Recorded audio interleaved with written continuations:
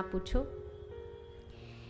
एक आंख वाला व्यक्ति कुएं के पास बैठा है, आसपास का नजारा देख रहा है, और तभी नजारा देखते देखते उसे दिखा कि एक अंधा आदमी कुएं की ओर बढ़ता जा रहा है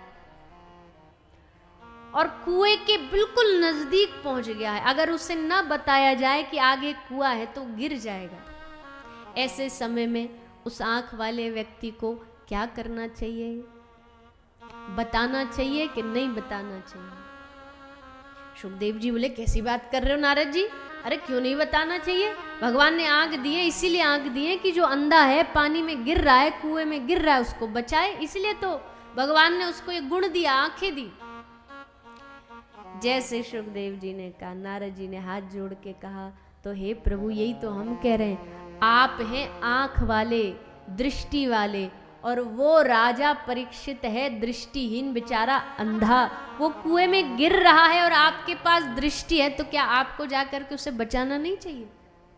क्या आपको जाके रोकना नहीं चाहिए? सुखदेव जी खूब हंसे। नारद जी, आपसे भला कौन जीत पाया है? आप जिसको चाहे उसको मनवा लेते हो, आपसे कोई भी तर्क में जीत नहीं सकता। चलो हम जाएंगे। और तब श्री सुखदेव जी पधारे राजा परीक्षित के पास गंगा के तट पर। देख करके श्री सुखदेव जी को राजा परीक्षित के हृदय में बात बैठ गई कि यही है हमारे गुरुदेव, यही हमारा कल्याण करेंगे, यही हमारी नैया भव सागर से पार उतारेंगे।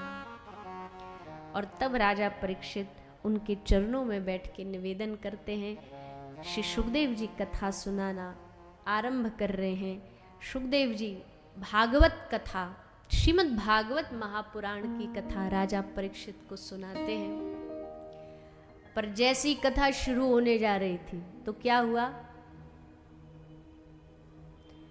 सब देवता आ गए कथा सुनने।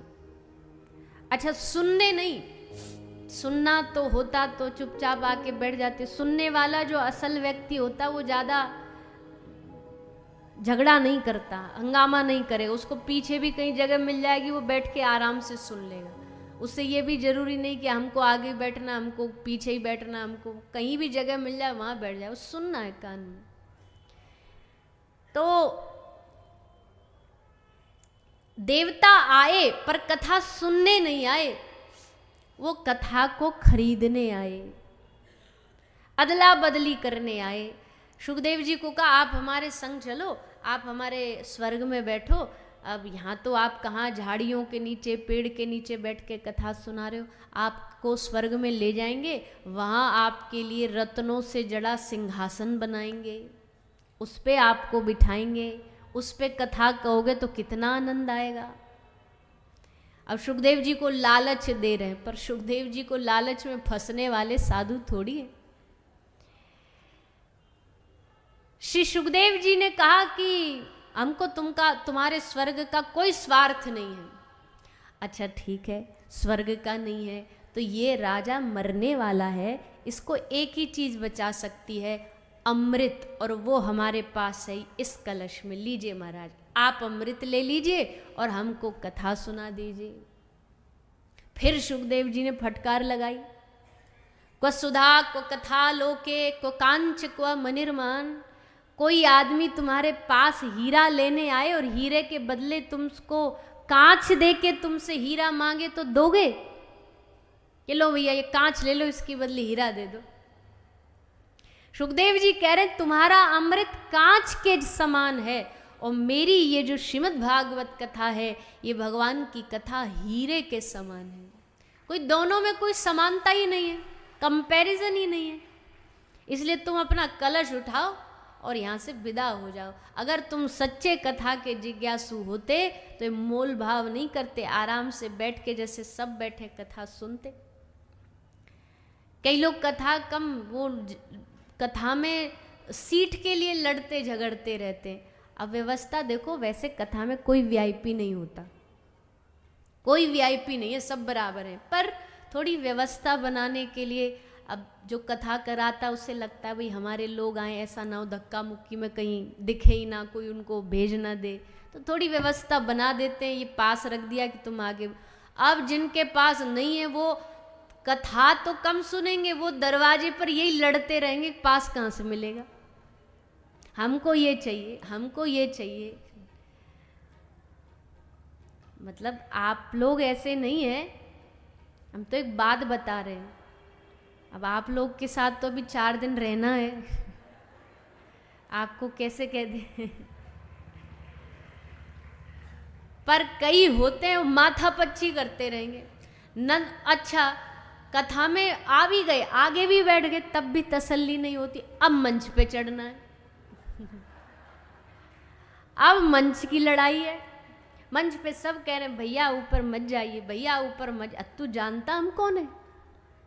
तो भैया हम तो नहीं जानते कौन है।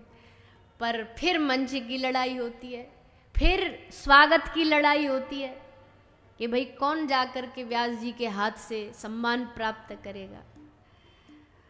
पर ये व्यवस्थाओं के लिए बनाया गया है, ये व्यवस्थाएं हैं, ना कि किसी व्यक्ति को बड़ा और छोटा करने। सब समान है। ठाकुर जी की कथा जो श्रवण करने आया सब भगवान के भक्त वैष्णव हैं, जिसको जहाँ जगह आप और हम तो फिर भी स्थान के लिए लड़ जाएंगे।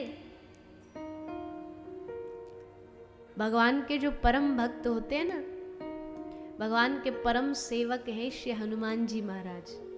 पता है वो आके कथा सुनने कहाँ बैठे? हनुमान जी के तुलसीदास जी के चरित्र में पढ़ो, कहाँ के बैठे?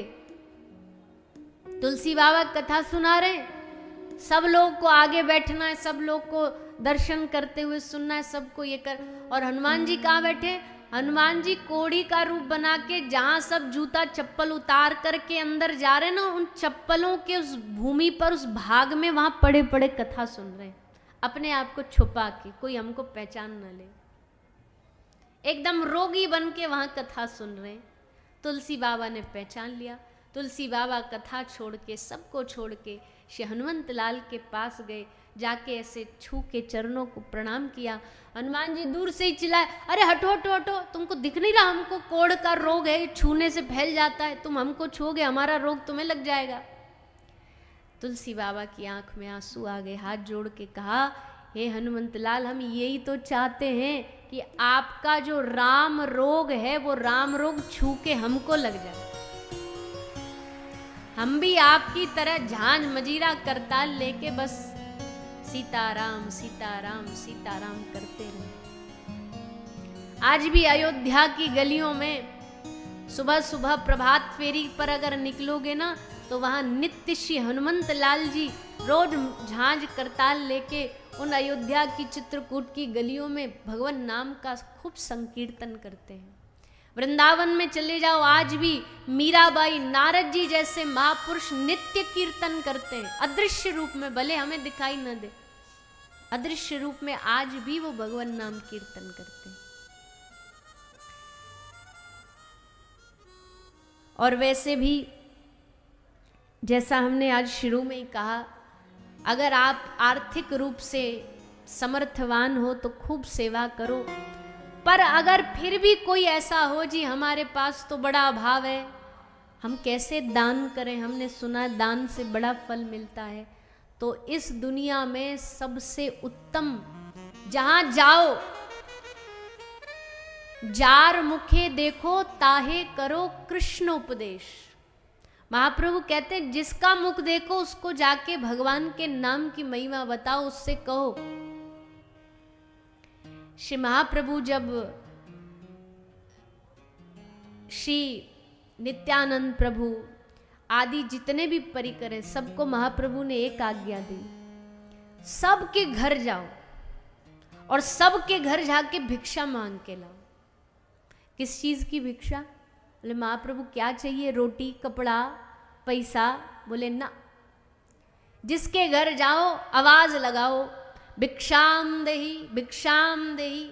मैया बाहर आती, मैया आके कहती कि प्रभु क्या लेंगे आप? रोटी, सब्जी, भात, क्या पाएंगे आप, क्या लेंगे? तो भगवान के परिकर कहते मैया हमें कोई वस्तु नहीं चाहिए, हमें कपड़ा नहीं चाहिए, भाई एक बार हाथ उठा के हमारे साथ बोल दो हरि बोल हरि बोल हरि बोल, बस यही हमारी भिक्षा है।